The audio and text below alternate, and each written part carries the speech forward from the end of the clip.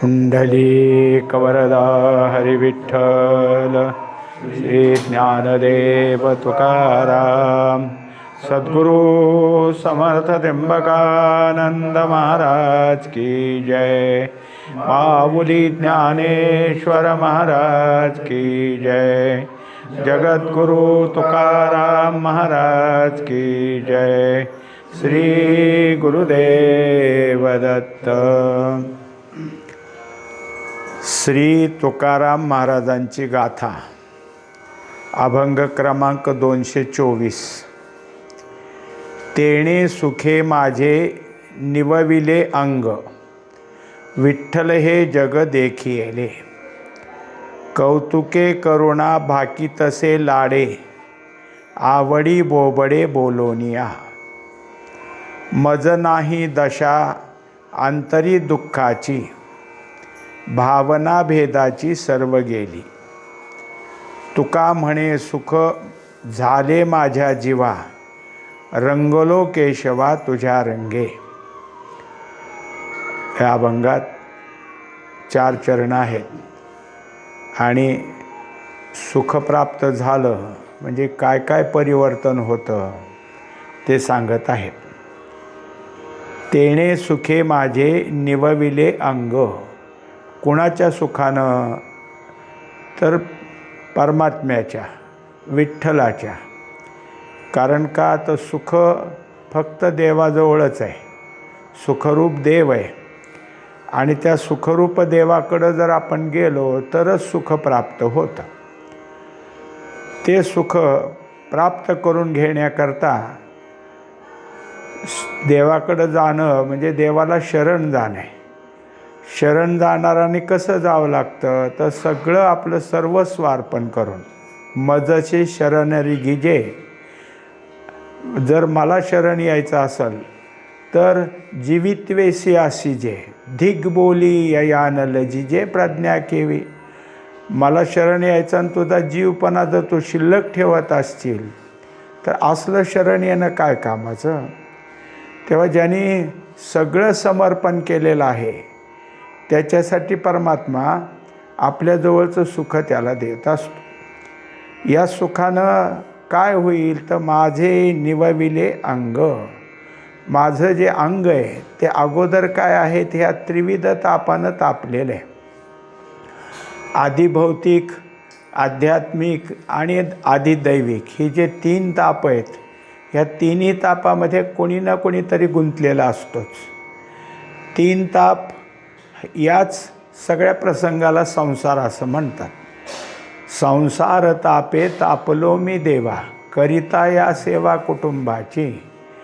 संसार करणं म्हणजे तापदायकच आहे।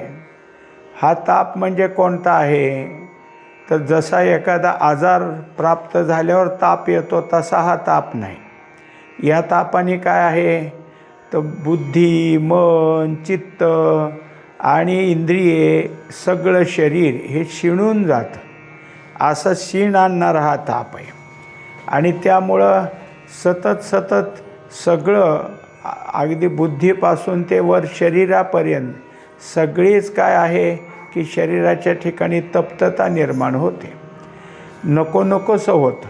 कोणती गोष्ट जर केवळ सुखकारक आणि शांत असेल, नको कोण म्हणाल, पण ह्याला नको म्हणावं लागलं। पण ह्या तापलेल्या शरीराला, मन बुद्धीला, इंद्रियाला कोण शांत करतं तर ते परमात्म्याचं सुख आहे ते। आणि तो अनुभव आला की तुझ्या सुखानं निवविले अंग, माझं जे अंग आहे ते शीतल झालं। आता काय आहे त्या शरीराच्या ठिकाणी इतकी शीतलता प्राप्त झाली की संपूर्ण शरीर थंड झालं। आला शीतल शांतीचा वारा, तेणे सुख झाले या शरीरा। मग आता तुटला पातकांचा थारा। आता हे जे काय आहे पातकं ही सगळी दुःखाला कारण होती आणि त्यामुळं अंग तापत होतं। आता हे सगळं संपलं, सुखाचा वारा आल्यामुळं शरीर थंड झालं। एवढंच झालं का तर जोपर्यंत शरीराच्या ठिकाणी तप्तता होती, उष्णता होती, तोपर्यंत ते शरीर बाह्य सगळं जे आहे ते मला ताप देण्यास कारण आहे असं म्हणून त्याच्याकडं बघितलं जायचं. सगळं जग कसं आहे तर मला त्रासच देणार आहे, मला ताप देणार आहे. पण एकदा सगळ्या शरीराच्या ठिकाणी सुखाचा सगळीकडं प्रसार झाला की मग हे शरीर थंड झालं आणि मग दृष्टी पण काय झाली, बदलली.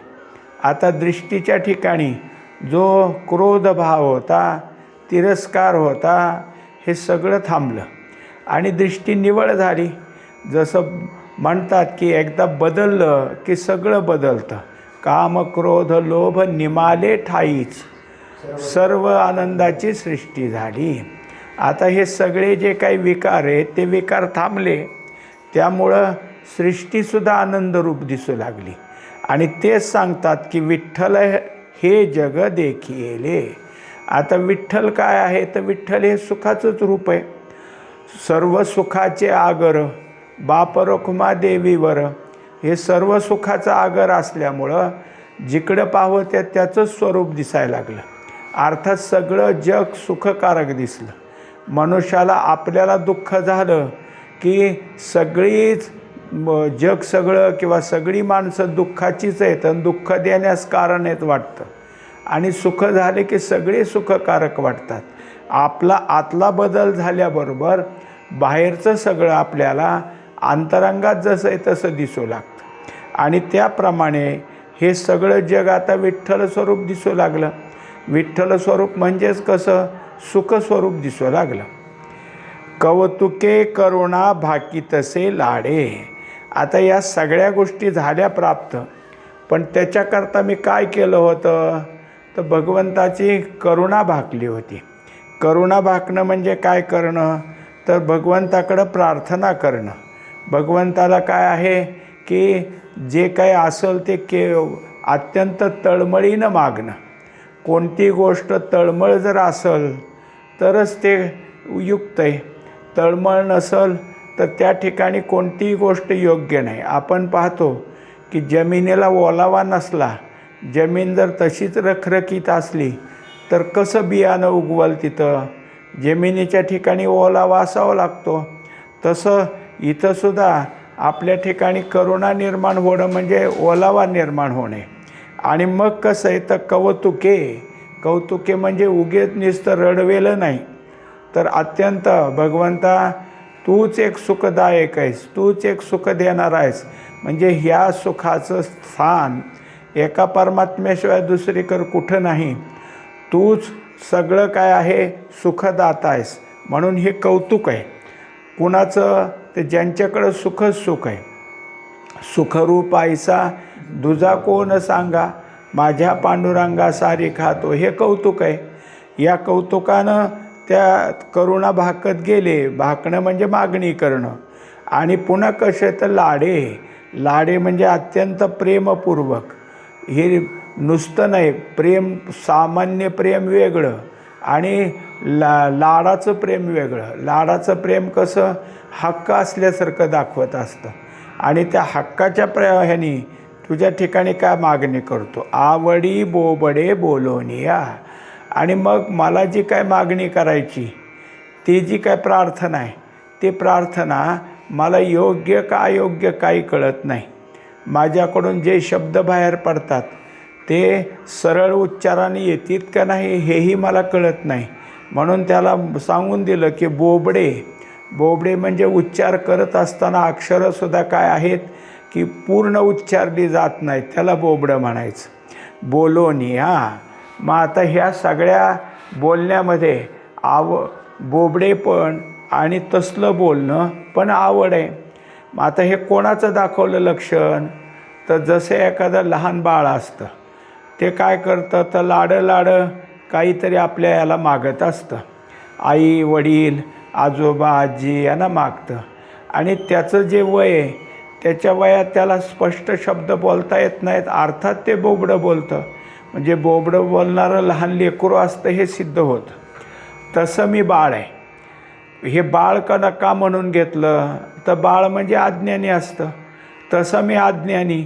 तुझी प्रार्थना कशी करावी लागते, तुझ्या पुढं कसं नतमस्तक व्हावं लागतं काही मला माहीत नाही.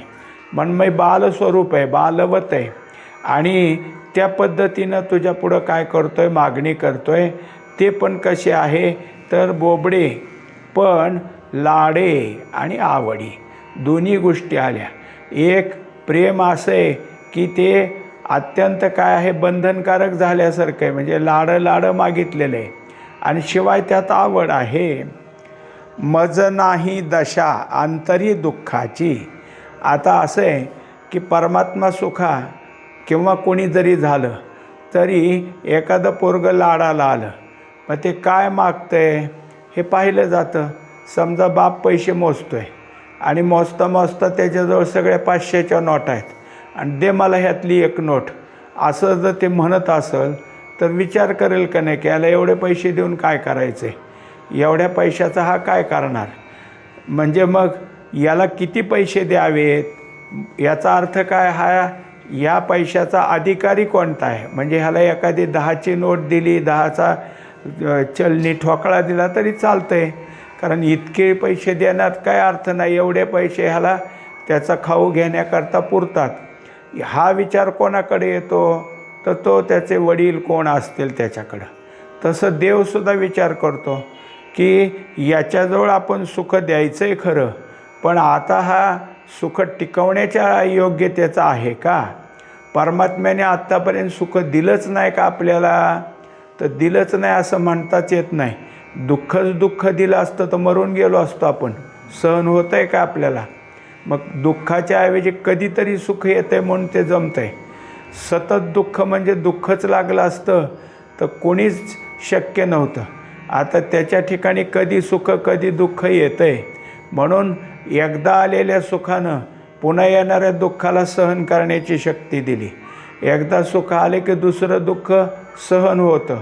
असं सहन करत करत आम्ही गेलो, हे दिलंच होतं. पण आता जे मिळायचे ते सुख, हे सुख त्या सुखातलं नाही. सुख दुःख ह्या सापेक्ष भावनेतलं नाही, हे निव्वळ सुख आहे, हे परमात्म्याचं सुख आहे. म्हणून हे सुख धारण करण्याकरता त्याच्या ठिकाणची त्याची स्थिती कशी असली पाहिजे. म्हणून मज नाही दशा अंतरी दुःखाची.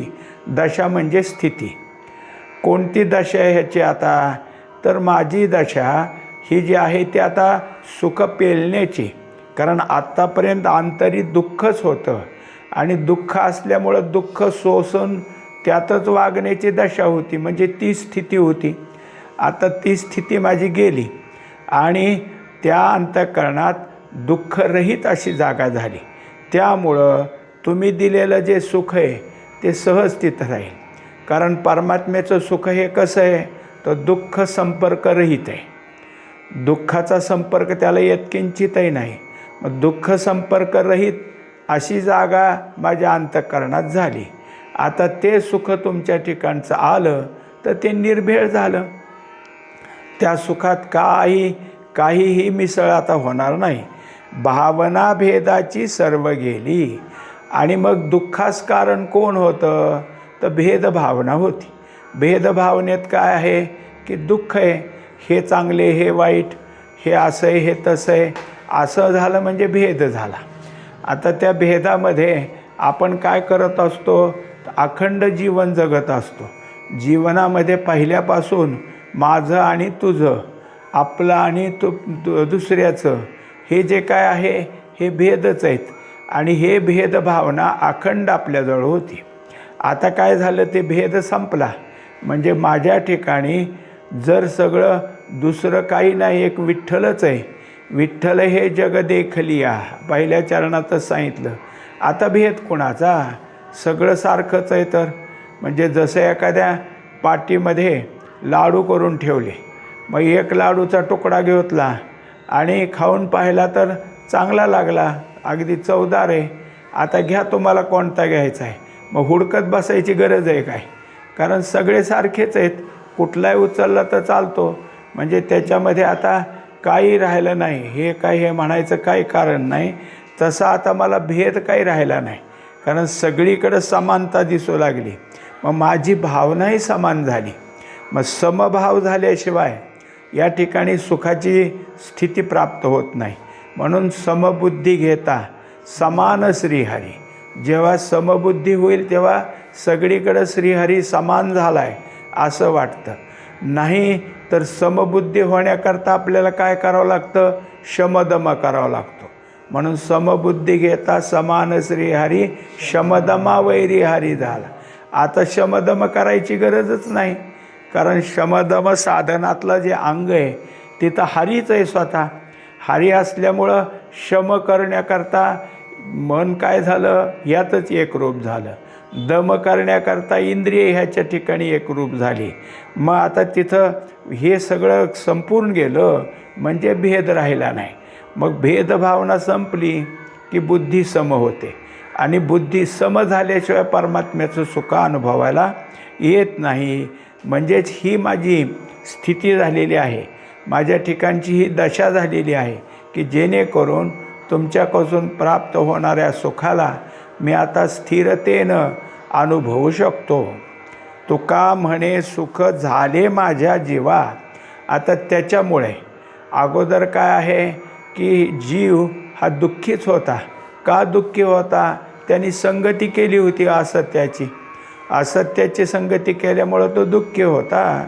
आता काय आहे, जसं तुकोबरा एका ठिकाणी म्हणतात की देवा आता ऐसा करी उपकार, देहाचा विसर पाडी माझ्या, तेणे मग तो तरीच हा जीव सुख पावे माझा. आता मला हे का सुख झालं? तर माझा जीव सुख पावे कधी झाला? देह विसरल्यावर. जोपर्यंत देहभाव नाही तोपर्यंत जीवाला देहाशी संगती करावी लागते. देहभावनाच गेली त्यामुळं जीव सुखी झाला. जीव सुखी होणं हे सगळ्यात महत्त्वाची गोष्ट आहे. म्हणून मग सगळ्यात झालेली गोष्ट जीव सुखी झाला. रंगलो केशवा तुझ्या रंगे. आता दाखवलं. इतक्या वेळ आपण पहिल्यापासून जर पाहत आलो ना, तेणे सुखे म्हटलं, इथं तुका म्हणे सुख झाले माझ्या जीवा म्हटलं, पण कोणाकडून मिळालं सुख हे शेवटी सांगितलं. केशवा. केशवा हे नाव कोणाचं आहे? तर विठ्ठलाचंच आहे. तेव्हा हे विठ्ठला, तू दिलेल्या सुखानं मी इतकं रंगलो आहे की सुखाचाच रंग आला. एकदा का मनुष्याच्या ठिकाणी रंग भरला की त्याला कशाचंच भान राहत नाही. याप्रमाणे ह्याचा ठिकाणचा रंग भरला आहे. मागं असं सांगायचे की खेळ असायचे खेडेगावामध्ये, लेझिम खेळणं, दुसरे ते धनगरी गजे म्हणून असायचे ते खेळायचे.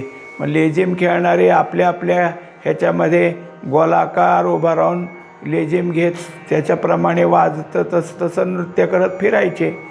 तो गजे खेळणारा आपल्या हातात रुमाल घ्यायचा आणि रुमालानं वर हात खाली हात करत करत जायचा. मग तो खेळ इतका रंगायचा की शेवटी आजूबाजूची माणसं एक डोलायची. त्यांना कळायचं नाही आपण बघायला उभं राहिले म्हणजे हे रंगले. आता त्या रंगात ते खेळतात, पण हे काय करतात? हे पण रंगलेत. ह्यांच्या ठिकाणी डोल येऊ लागला, हे त्याप्रमाणे आपलं अंग हलवू लागले. तसं देवा तुझ्या रंगानं मी रंगलो. आता देवाचा रंग कोणता आहे? तर देवाचा रंग सुख हाच रंग आहे. म्हणून मग तुझा रंग माझ्या ठिकाणी येवो असं जनाबाईनं सुद्धा काय म्हटलंय, तुझा रंग माझे गुणी. मग आता तुझा रंग माझ्या ठिकाणी यावा म्हणजे तुझं सुख मला प्राप्त व्हावं अशी जी मागणी, त्या मागणीतून आता जर काय असेल तर सुख प्राप्त झालं हे दाखवलं. पहिल्या चरणात सांगितलं तेने सुखे माझे निवविले अंग. तुझ्या सुखानं तप्त झालेलं अंग, तापलेलं अंग शांत झालं आणि मग सगळे परिणाम माझ्या ठिकाणी दिसून आले. दुसरा अभंग 225 क्रमांक. विठ्ठल सोयरा सज्जन विसावा, जाईन त्याच्या गावा भेटावया. शिणभाग त्यासी सांगेन आपुला, तो माझा बापुला सर्व जाणे. माय माऊलिया बंधूवर वर्ग जाणा, भाकीन करुणा सकळे कासी. संत महंत सिद्ध महानुभाव मुनी, जीव भाव जाऊनी सांगेन त्या, माझी माहेरी सुख काय जाणे, न लगे येणे जाणे तुका म्हणे. 5 चरणाचा अभंग आहे. अभंगामध्ये अनेक प्रकारची नाती विठ्ठलाला जोडलेली आहेत. सोयरा म्हणता म्हणता आणखीन सगळी नाती जोडली. आणि हे सगळी नाती का जोडायची, तर जितकं जवळचं नातं असतं तितकी आपुलकी असते. आपल्यापासून परका मनुष्य त्याच्याबद्दल परकेपणा असतो, पण जे जे नातं आहे त्यातली त्यात जवळजवळ नातं येईल. म्हणजे सोयऱ्यापेक्षा काय आहे की अजून घरातले आई वडील, त्यापेक्षा जवळचं अजून कोण, हे सगळे कसे आहेत. आज जसं जसं जवळचं नातं येईल तसं तसं अधिक जिवलगपणा निर्माण होतो, आपलेसेपणा निर्माण होतो. आता तेच नातं इथं दाखवलं. विठ्ठल सोयरा सज्जन विसावा. त्याच्या ठिकाणी काय काय दाखवलं, तर तू सोयरा आहेस. म्हणजे तुझ्या ठिकाणी जे जे काय आहे अंतःकरण स्थिती, तू काय करतो, तर ज्यांची ज्यांची सोय करायची त्यांची त्यांची सोय लावून देतो. सोयरा याचा अर्थ आपण मुलगी दिली किंवा मुलगी आपल्या घरी केली त्याला सोयरा म्हणतो. पण इथं सोयरा म्हणजे सोय जाणणारा. विठ्ठलानं सगळ्याची सोय जाणली. आणि सगळ्यात महत्त्वाची गोष्ट की कुणाचंही काही अडचणलेलं दिसलं की तिथं सोय पाहणं, हे काम कुणाचं असतं, तर जसं देवाचं किंवा ज्या मनुष्याचं, त्या मनुष्याला सज्जन म्हणतात. सज्जन म्हणजे तो कसा आहे, सात्विक वृत्तीचा आहे. आणि त्याला कुणाचंही कळून येतं की इथं याला गरज आहे. मग त्याच्याजवळ आपण जर राहिलो तर आपल्याला विश्रांती मिळते. विसावा म्हणजे जे जे काही आपल्या ठिकाणी लागले त्या अडीअडचणी दूर झाल्या की मनुष्य शांत होतो, याला विसावा म्हणतात. म्हणून विठ्ठल कोण कोण आहे आता, विठ्ठल सोयरा आहे, विठ्ठल सज्जन आहे आणि विठ्ठल विसावा आहे. इतके सगळ्या गोष्टी विठ्ठलाच्याच आहेत. मग सोय आम्हाला गरजच आहे त्याची, कारण आमच्या ठिकाणी काही ना काहीतरी अडचण असते, कमी जास्ती असतंच. शिवाय आम्हाला कोणीतरी पाठीवून हात फिरवणारा, डोक्यावरून हात फिरवणारा लागतो म्हणजे तो सज्जन आहे. आणि शेवटी कुठंतरी शांत थांबावं वाटतं, तो विसावा आहे. हे सगळं विठ्ठलाचं रूप आहे. जाईन त्याच्या गावा भेटावया. आता जर काही असेल तर या सगळ्या गोष्टीची गरज कुठं पुरं होती, तर विठ्ठलाच्या ठिकाणी. मग विठ्ठल कुठं आहे, विठ्ठल जर आमच्याजवळ असतं तर हे नसतं का सगळं आमच्याजवळ असलं. तर विठ्ठल आहे, आमच्यापासून दूर आहे, म्हणून तो ज्या गावी त्या गावापर्यंत जाईल. वास्तविक काय आहे की विठ्ठलाचं ठिकाण हे आपल्या ज्ञानाने आपल्याला जरी समजलं, परोक्ष ज्ञानाने, तरी तिथपर्यंत जाण्याचं जे साधन करावं लागतं त्यालाच गावाला जाणं म्हणायचं. हे आता इथं काय, जाईन त्याच्या गावा भेटावया. तिथं भेटायला जायचं. हे कुठं आहे, आता स्थूल मानाने पाहिलं तर विठ्ठल पंढरपूरला. आपल्याला इथून पंढरपूरला जायचं म्हणजे त्या गावाला जावं लागेल का नाही. आणि तत्वतः पाहिलं तर विठ्ठल कुठं आहे, तर आमच्या अंतःकरणात. आणि मग इथं जायचं असलं तर साधनरूपी गावाने जावं लागेल. साधन केल्याशिवाय उघडा होतो का, तो साधनच करावं लागतं. म्हणून तिथं जाईन शिणभाग त्यासी सांगेन आपुला. आता मुळातच असं आहे की जे जे कर्म मागं लागले त्याने आम्ही शिणून गेलो आहे. आणि कर्म देणारा कोण आहे, तर ते आमचा भाग आहे. भाग म्हणजे प्रारब्ध. मग आता प्रारब्धातलं कष्ट दुःख काय काय आहे, या सगळ्या गोष्टी मी काय करेल त्याला सांगेल. अर्थात आपण अगोदरच पाहिलं की जवळच्या माणसालाच आपण आतलं अंतरंगातलं बोलतो. मनुष्य काय आहे की किती जरी काही अडचण आली तर उगीच सगळ्या गावाला सांगत हिंडत नाही, जवळच्या माणसाला सांगतो. म्हणे हा माझा जवळचा आहे, त्यालाच माझा शेणभाग मी सांगेन. तो माझा बापूला सर्व जाणे. आता तसं पाहायला गेलं तर हा कोण आहे, तर वडीलच आहे, बाप आहे आपला. कारण माऊलीने तर अनेक ठिकाणी बाप रखुमा देवीवरू, विठ्ठलाला बापच म्हणलं. आता समन्वय खरा. माऊलींना बाप रखुमा म्हणायचं कारण त्यांचे वडीलसुद्धा विठ्ठलच, आईसुद्धा रुक्माईच. त्यामुळं आई आणि वडील हे दोघंही कसे आहेत, याच्यामध्ये त्यांच्या ठिकाणी विठ्ठलत्वच आहे. आणि म्हणून त्यांना विठ्ठल म्हटलं जातं. आता त्याच्याकरता काय आहे, ह्यांना काय म्हटलं तर बाप म्हटलं. मग त्यात काही गोष्टी अशा आहेत की काही ठिकाणी जसं बोलण्याच्या पद्धत आहे तसं बापूला ला हा शब्द काय आहे, बापच शब्द आहे पण प्रेमानं आलेला आहे. आणि मग त्याला सगळं सांगितल्यावर ते माझं सर्व दुःख जाणल, माझ्या दुःखाची त्याच्या ठिकाणी काय असेल ती जाणीव होईल आणि दुःख निवारण करणारा तोच आहे. माय माऊलिया बंधुवर्ग जाणा. आता एक नातं एक दाखवलं बापाचं, दुसरं काय दाखवायला लागले आता, माय माऊलिया ही माझी माय पण आहे, माऊली आहे. माय आणि माऊली एकच. तेवढ्यात नाही थांबले, बंधुवर्ग.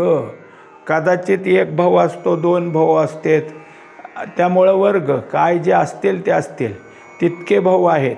आणि हे सगळे काय आहेत की माझ्या सर्व दुःखाचं निरसन करणारे आहेत. म्हणून यांच्याकडं जाऊन माझा जो काही शिन्न भाग आहे ते सांगेन.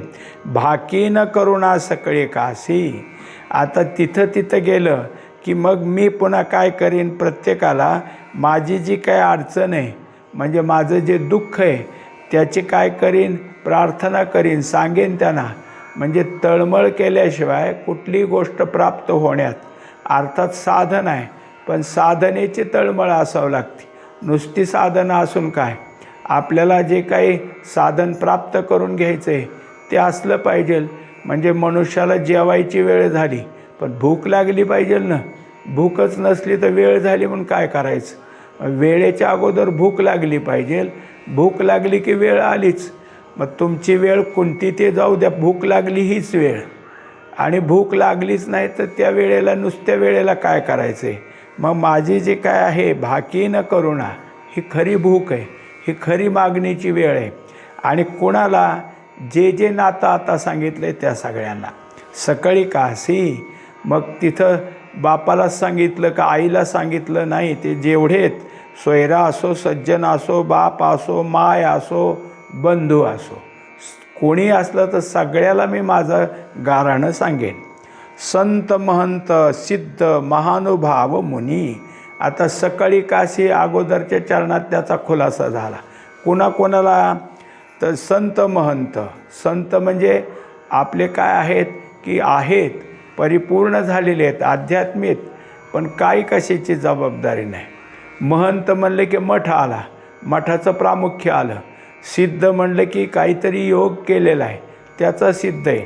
आणि महानुभाव म्हणजे नुसते नाहीत तर त्यांच्या ठिकाणी अनेक प्रकारचा अनुभव परिपूर्ण असणारे मुनी. कोणी असू द्या, ह्या सकळी काशी जे कोणी असतील त्यांच्या सगळ्याला मी हे माझं गाऱ्हाणं सांगेन. जीवभाव जाऊनी सांगेन त्या. आता मी सांगत असताना माझा मीपणा शिल्लक ठेवून नाही, माझा जीवभाव अर्पण करेल.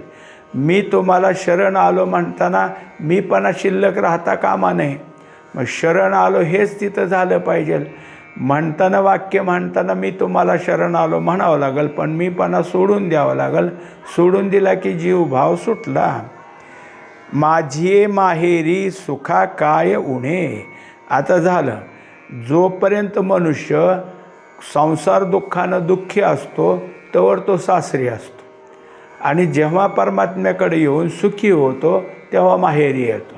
म्हणून जो काही विठ्ठलाकडे आला आहे ते कोण आहे तर माझी आहे माहेरी, माझं हे माहेर आहे. आणि तिथं आल्यावरच मला सुख मिळलं. आता माहेरात काय उणे, सुखाला काय उणे आहे, काही नाही.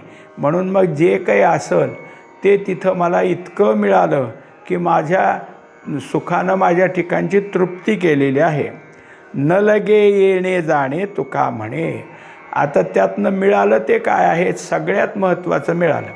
मनुष्याच्या ठिकाणी काय, जसं एखादी सासरची मुलगी माहेरी आल्यावर आपलं आता आई असते, वडील असते, भाऊ भाऊजाई असल्या, इकडं तिकडं उगा आपलं झाल्यावर तिला जाताना ती म्हणत असते की असलं पातेलं माझ्यात नाहीच, असलं भांडं नाही, न्या जा. सगळे म्हणतात न्या जा. म्हणजे आता तिला द्यायचं आहे, असं किती वेळा देता येईल, एकदा दोनदा चारदा, शेवटी किती वेळा द्यायचं. तुझ्या संसारात काही कमी दिसेल म्हणून देतच राहावं का? तसं नाही. आता इथं मात्र एक झालं की सगळ्यात महत्त्वाचं दिलं की परत द्यायची गरज नाही. कोणतं दिलं, येणं जाणंच खुंटलं. जन्ममरण संपल्यानंतर काय मागायचं राहिलं? जन्ममरण संपला म्हणजे मुक्त झाला. मग तुमच्या सुखानं मी मुक्त झालेलो आहे, मुक्तता मला प्राप्त झाली. मुक्त झालं की सर्व बंधनं संपली. कर्माची संपली, जन्माची संपली, मरणाची संपली. कशाचंच बंधन राहिलं नाही. कसलं बंधन नाही त्यालाच मुक्त म्हणायचं. मुक्त कासया म्हणावे, बंधनाची नाही ठावे. ज्याला बंधनच माहीत नाही तोच मुक्त आहे आणि त्यामुळं मी मुक्त झालो. पुंडलिक वरदारी विठ्ठल, श्री ज्ञानदेव तुकाराम, सद्गुरू समर्थ त्र्यंबकानंद महाराज की जय. माऊली ज्ञानेश्वर महाराज की जय. जगद्गुरु तुकाराम महाराज की जय. श्री गुरुदेव दत्त.